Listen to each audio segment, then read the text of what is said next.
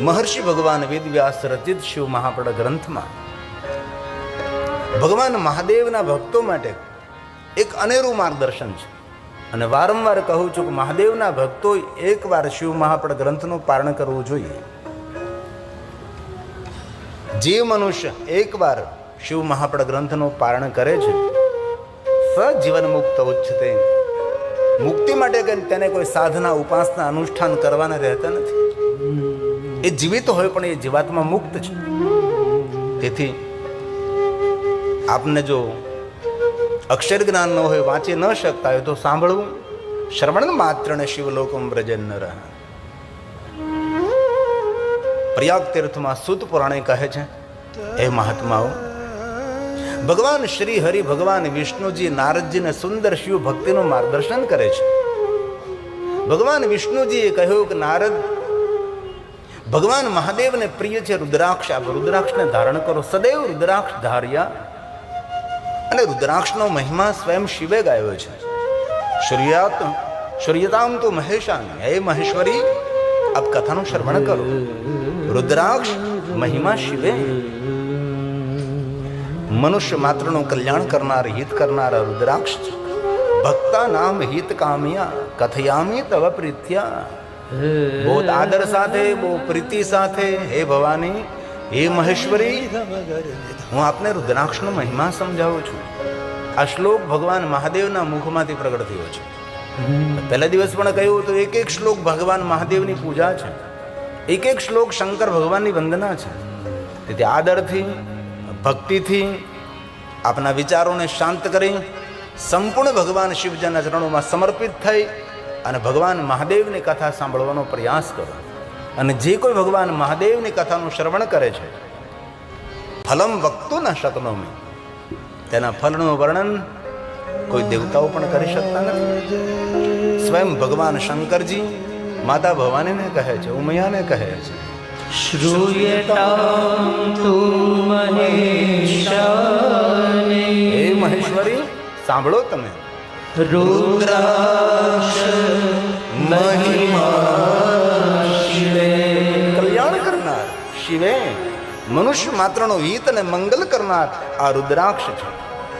ભગવાન મહાદેવ સ્વયં બોલે છે, કથયામિ તવ પ્રીત્યા ભક્તાનાં હિતકામ્યયા.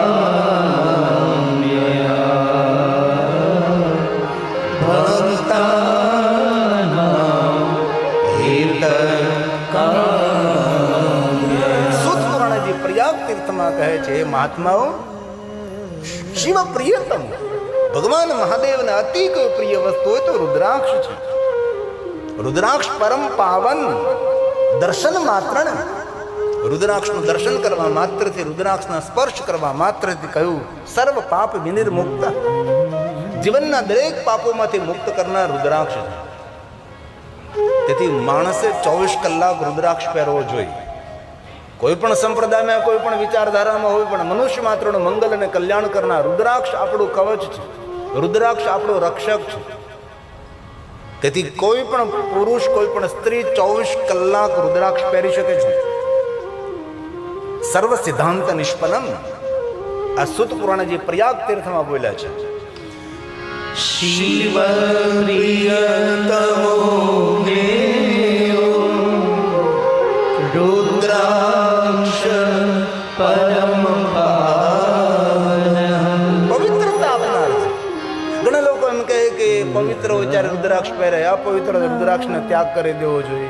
અરે, જીવનમાં અમંગલ ઘટના જ્યારે અપવિત્ર હોય છે ત્યારે બને છે. પવિત્ર હોય ત્યારે જીવનમાં અમંગલ ઘટના બનતી નથી. તેથી અપવિત્રતાને પવિત્રતાનું દાન કરનાર કોઈ જો હોય તો એ રુદ્રાક્ષ છે. તેથી 24 કલાક રુદ્રાક્ષ પહેરી શકો છો, જેના દર્શન કરવા માત્રથી. દર્શનાત સ્પર્શનાત જપ્યા સર્વ પાપ સ્મૃત. સર્વ પાપ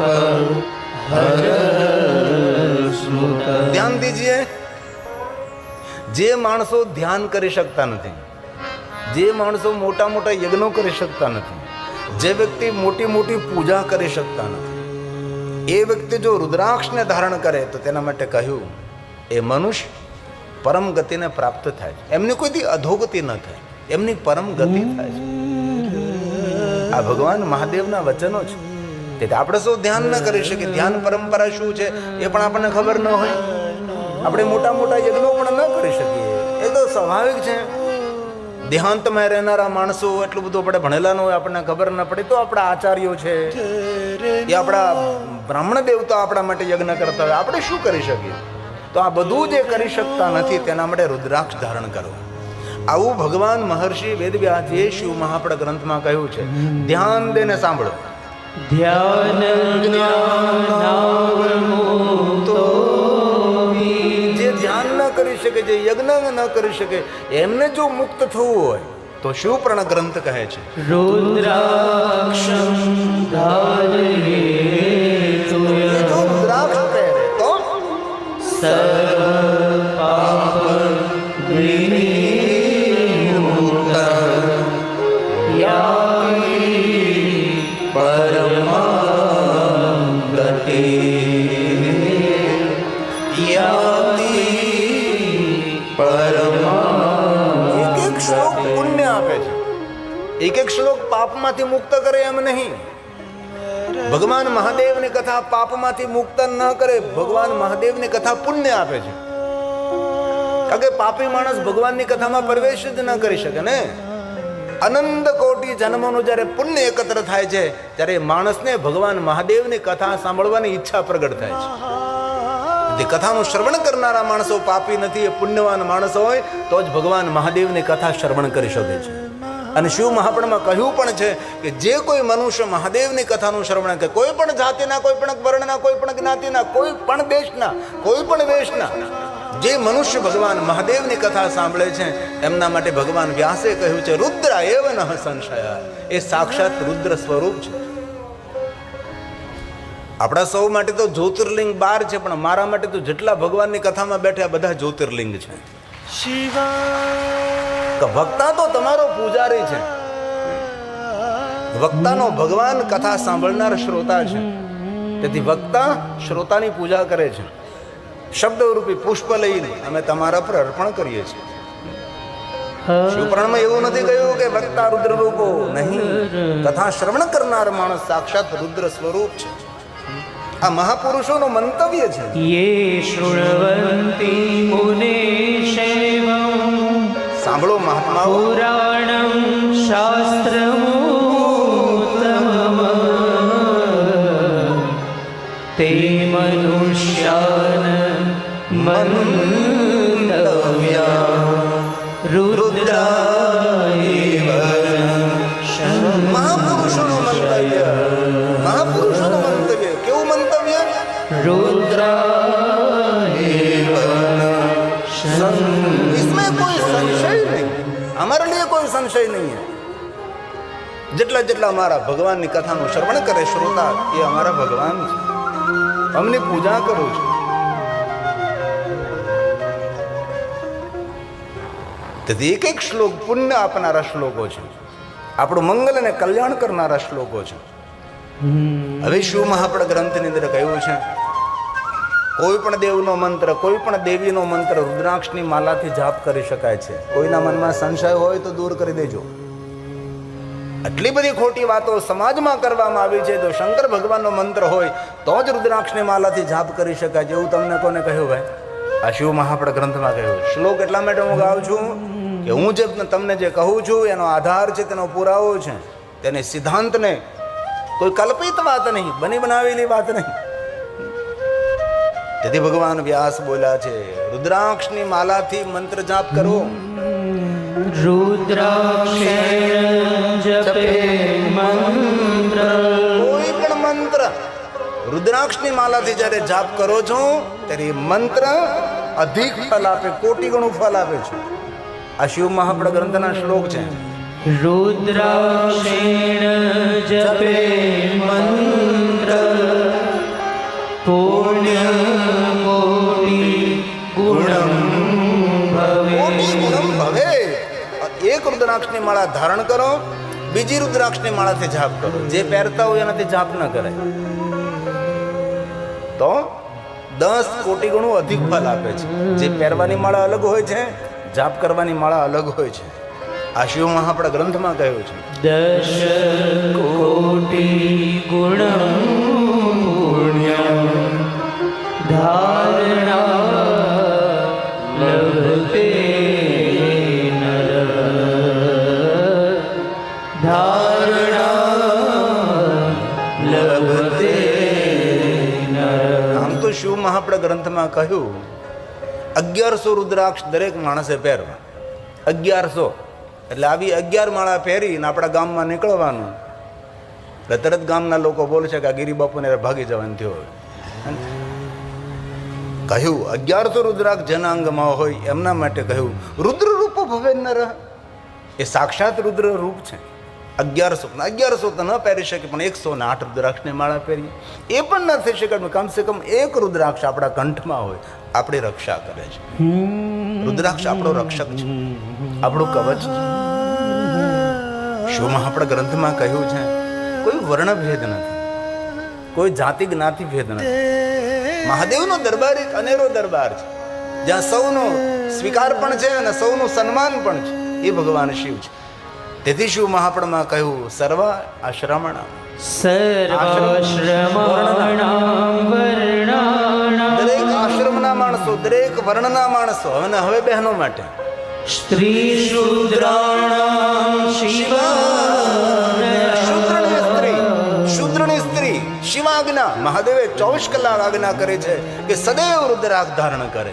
ધાર્યા સદેવ રુદ્રાક્ષા યતિના પ્રણવે નહીં યતિના પ્રણવે નહીં. તો પ્રશ્ન એ થાય કે દિવસે જ પહેરાય? નહીં, દિવસે પણ પહેરાય, રાત્રે પણ પહેરાય.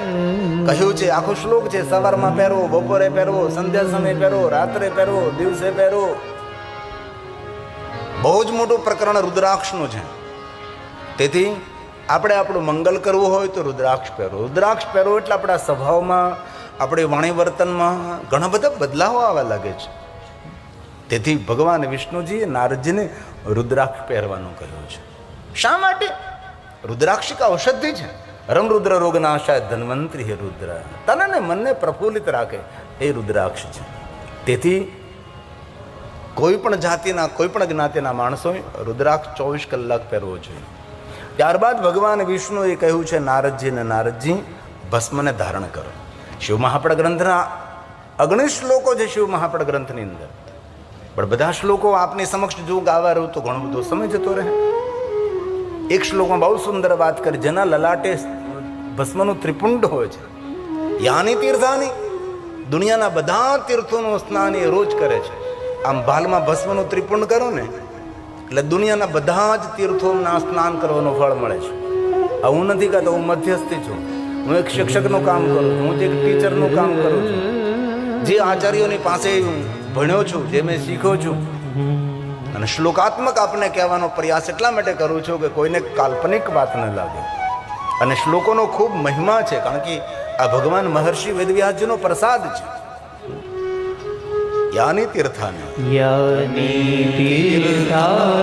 લોકેસ્મિન ગંગાદ્યા સરિતાશ્વયઃ સ્નાદો ભવતિ સર્વત્ર લલાટે ત્રિપુંડકં લલાટે ત્રિપુંડકં. જેના લલાટમાં ભસ્મનું ત્રિપુંડ છે, દરેક તીર્થોમાં સ્નાન કરવાનું ફલ પ્રાપ્ત કરે છે. શિવ મહાપડ ગ્રંથમાં કહ્યું છે ક્યારેય આપણી પાસે ત્યાં સ્નાન કરવાની કોઈ વ્યવસ્થા ન હોય તો ભાલમાં ભસ્મનું ત્રિપુંડ કરી લો, સ્નાન થઈ ગયું હોય કહેવાય છે. એ પવિત્રતા આપે, પ્રસન્નતા આપે છે, એ છે ભસ્મ. આજ મેં થોડા શ્લોકોનું સંશોધન કર્યું છે, બધા શ્લોક નહીં બોલું, પણ થોડા શ્લોક પહેલી વાર હું આપના અમરધામની અંદર બોલી રહ્યો છું. બહુ સુંદર વાત છે. विद्वान पुरुष को चाहिए कि वह बिना भस्म के बिना और त्रिपुंड के बिना कभी भगवान महादेव का पूजन न करें. रुद्राक्ष धारण नहीं किया है तो कभी शिव की पूजा न करें. रुद्राक्ष धारण करने के बाद भगवान महादेव की पूजा करें. કોઈ પણ માણસ જ્યારે મહાદેવની પૂજા કરે છે ત્યારે તેના કપાળમાં ભસ્મનું ત્રિપુંડ હોવું જોઈએ, એના અંગ પર રુદ્રાક્ષ હોવો જોઈએ અને પૂજાની સામગ્રી એકત્ર કરવી પડે છે. પહેલા બિલોપત્ર આદિ જે પૂજાની સામગ્રી હોય એકત્ર કરીને ભસ્મનું ત્રિપુંડ અને રુદ્રાક્ષને ધારણ કરી અને ભગવાન મહાદેવની પૂજા કરવી જોઈએ. ભલે તમે ભસ્મનું ત્રિપુંડ ન કરી શકો, આપણને શરમ લાગે, કારણ કે આપણે સનાતન ધર્મનું નિર્વાહ કરવાનો આપણને શરમ લાગે છે. કપાળમાં ચાંદલો કરવાનો શરમ લાગે, ત્રિપુંડ કરવાનું, તિલક કરવાની શરમ શા માટે ભાઈ? આપણી પરંપરા છે, આપણે કેમ નિર્વાહ નહીં કરીએ? ભસ્મ વગર, ત્રિપુંડ વગર મહાદેવની પૂજા નહીં, શિવનું સ્મરણ પણ નહીં, શિવની પૂજા પણ નહીં. આ શ્લોક શિવ મહાપડા ગ્રંથનો છે.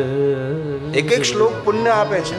એટલા માટે હું ગાઉં છું કે આ પુણ્ય આપનારા શ્લોકો છે, આપણું મંગલ અને આપણા પરિવારનું કલ્યાણ કરનારા શ્લોકો છે, ભગવાન વ્યાસના વચનો છે.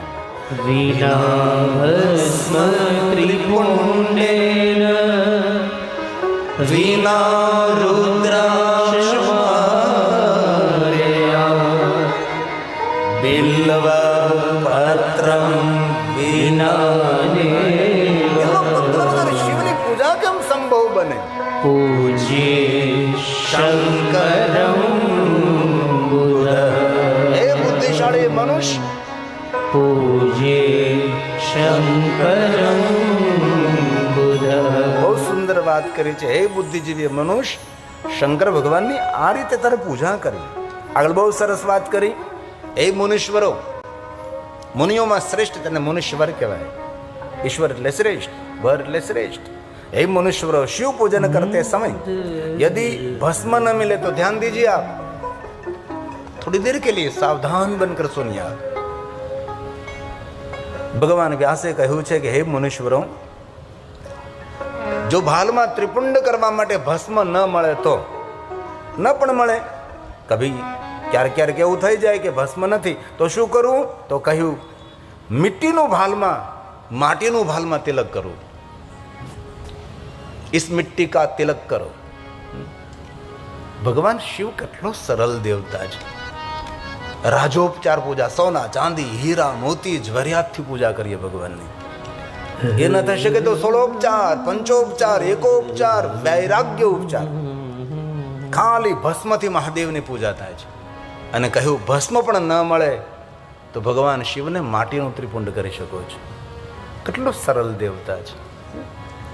ભગવાન શિવની ભક્તિ પૂજા કરવી સરળ છે, પણ ભગવાન મહાદેવની ભક્તિ મેળવવી સરળ નથી. અનંત કોટી જન્મ સુધી અઘોર જેને તપ કર્યું હોય તેના હૃદયમાં મહાદેવની ભક્તિ પ્રજ્વલિત હોય છે. બાકી સૌને મહાદેવની ભક્તિ ન મળે. શિવનું નામ પણ એ માણસ ન લઈ શકે. કોઈ પણ મહાદેવનો ભક્ત હોય એ પ્રણમ્ય છે, એ વંદનીય છે, એ દર્શનીય છે. શિવ મહાપણમાં કહ્યું છે કે મહાદેવના ભક્તોનું દર્શન કરવા માત્રથી સર્વ પ્રકારે આપણું મંગલ અને કલ્યાણ થાય છે. પછી કોઈ પણ જાતિનો હોય, કોઈ પણ જ્ઞાતિનો હોય, કોઈ પણ વર્ણનો હોય, કોઈ પણ દેશનો, કોઈ પણ વેશનો હોય, આપણું મૂળ સૌનું ભગવાન મહાદેવ છે. તેથી શિવ મહાપણા ગ્રંથમાં કહ્યું ક્યારેય પણ ભસ્મ ન મળે તો માટીનું ત્રિપુંડ કરવું, અને ભાલમાં માટીનું ત્રિપુંડ કરી ભગવાન શિવજીને માટીનું ત્રિપુંડ કરી શકો છો. આ કાલ્પનિક નથી, ભગવાન વ્યાસના દરેક વચનો છે.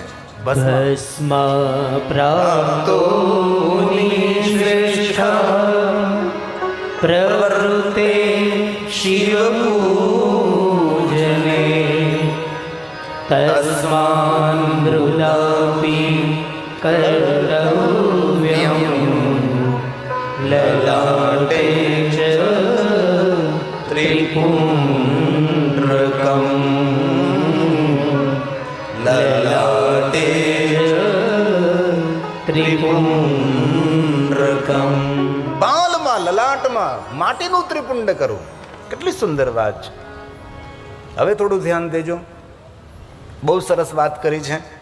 જે મનુષ્ય ભગવાન શિવની ભક્તિ કરે છે, જે વેદોની વાતો કરે છે, જે સ્મૃતિનું ગાયન કરે છે, જે પુરાણોનું ગાયન કરે છે, જે ભગવાન શિવજીની પૂજા અર્ચન કરે છે, જે શિવનું ભજન કરે છે, મહાદેવના જે ભક્તો છે અથવા કોઈ પણ સત્કર્મો કરતા છે તેની અવહેલના ન કરવી, તેની ટીકા ન કરવી, તેની નિંદા ન કરવી. કોઈ દાન કરતો હોય, કોઈ પુણ્ય કરતો હોય, કોઈ સેવા કરતો હોય, કોઈ સ્મરણ કરતો હોય, ભગવાનના માર્ગ પર કોઈ જતો હોય, તેની અવહેલના, તેની અવગણના ન કરવી. સત્કર્મ જે કરે છે તેની અવહેલના મતલબ અવગણના. જે ભગવાન મહાદેવનું ભજન કરે છે, ભગવાન શિવની ભક્તિ કરે છે, જે સેવા કરે છે, સત્કર્મો કરે, યજ્ઞો કરે છે, પૂજા કરે છે, અર્ચન કરે છે, દર્શન કરે છે, જે પ્રભુના માર્ગ ઉપર, જગતના માર્ગ ઉપર સેવા કાર્યમાં જે જઈ રહ્યો છે, તેની અવહેલના જે કરે છે તેના મનોરથો કોઈ પૂર્ણ થતા નથી. ઘણા માણસોની આદત હોય ને કે લાગ મોટો ભગત થઈ ગયો છે, થોડુંક દાન કરે તો મોટો દાનવીર થઈ ગયો છે. એની અવહેલના ન કરવી, તેની અવગણના ન કરવી. જે માણસો સત્કર્મી વ્યક્તિઓની, સજ્જનોની, સંતોની, વિદ્વાન બ્રાહ્મણોની અવહેલના કરે છે, એ માણસોના મનોરથ કોઈ દી જીવનમાં પૂર્ણ થતા નથી. તેથી ડાયા માણસો કોઈ દિવસ સત્કર્મીના અવગુણ ન ગાય, ભક્તોની અપકીર્તિ ન કરે, સજ્જનોની અપકીર્તિ ન કરે. શિવ મહાપડા ગ્રંથમાં ભગવાન મહર્ષિ વેદવ્યાસજીએ કહ્યું છે, જે લોકો ધર્મી માણસોની, ધર્મનિષ્ઠ માણસોની, કર્મનિષ્ઠ માણસોની, પ્રતિષ્ઠિત જે વ્યક્તિ છે, જે સજ્જન લોકો છે, તેની અવહેલના કરે છે, તેની અવગણના કરે છે, તેની નિંદા કરે છે, એ માણસનો કોઈ દી મનોરથ પૂર્ણ ન થાય. શિવ મહાપડ ગ્રંથની અંદર બહુ મોટી મોટી વાતો, કોઈ સંતોની અવહેલના કરે, કોઈ વિદ્વાન બ્રાહ્મણોની અપકીર્તિ કરે છે, તેને પ્રેમપૂર્વક નિર્ધનતા અને રોગ બંને તેને આદરપૂર્વક મળે છે. તેને નિર્ધનતા મળે છે, તેને રોગ પ્રાપ્ત થાય છે. તેથી ભગવાન વ્યાસજીના સર્વ વચનો છે, યો વૈદિક મનાનૃત્યમ કર્મ સ્માર્તમથાપિવા અન્ય સમાચરે મર્ત્યો ન સંકલ્પ ફલમ ભવેત ન સંકલ્પ ફલમ ભવેત. તેના મનોરથો પૂર્ણ, તેને સંકલ્પ પૂર્ણ ન થાય. તેથી કોઈ પણ સાધુ, સંત, મહાપુરુષ, સજ્જન, દાનવીર, સમાજનો સેવક, વિદ્વાન, બ્રાહ્મણ, એમની અપકીર્તિ નહીં કરવી, તેની અવહેલના ન કરવી. કોઈ થોડી પૂજા કરતો હોય તો પ્રસન્ન રહેવો કે વાહ, ભગવાનની સુંદર પૂજા કરે છે. કોઈ દેવાલય, શિવાલય, રામજી મંદિર કોઈ જતો હોય ભગવાનની દર્શન પૂજન કરવા માટે, તો રાજી થવું કે બહુ સારી વાત કહેવાય, તમે ભગવાનનું દર્શન કરવા જઈ રહ્યા છો, તમે કોઈ સારું કામ કરી, તમે કોઈ સેવા કરી રહ્યા છો, એ ધોઈને પ્રસન્ન રહેવું. આવું શિવ મહાપડ ગ્રંથમાં કહ્યું છે. તેથી ભગવાન મહાદેવના ભક્તોએ ભાલમાં ભસ્મનું ત્રિપુંડ કરવું. શિવને ભસ્મ બહુ જ પ્રિય છે. ભસ્મનું સાચું નામ છે વિભૂતિ. આપણે ગઈકાલે કહ્યું હતું કે સાચું નામ તો તેનું વિભૂતિ છે. અમારા મહાત્માઓ વિભૂતિને ધારણ કરે છે, અંગ વિભૂતિ લગાવે ભારી. શંકરજી કહ્યું, ભગવાન મહાદેવજી પોતાના અંગ પર વિભૂતિ ધારણ કરે છે, અને જે મહાદેવના અંગ ઉપરથી વિભૂતિ નીચે ખરે છે એ મનુષ્ય માત્રનું મંગલ અને કલ્યાણ કરનાર છે. તો વિભૂતિને ભસ્મ એટલા માટે કહેવામાં આવે છે કે જે મનુષ્ય વિભૂતિને ધારણ કરે છે તેના જન્મ જન્માંતરના પાપો પડીને ભસ્મ થાય છે. એવું નથી કહ્યું કે શિવ ભક્તોએ જે ભસ્મને ધારણ કરવી. શિવ મહાપડ ગ્રંથની અંદર દરેક દેવી દેવતાઓ, ઋષિ મુનિઓ, રામ કૃષ્ણ દરેકે ભસ્મનું ત્રિપુંડ કર્યું છે. આ સુંદર એક રચના છે ભગવાન મહાદેવની.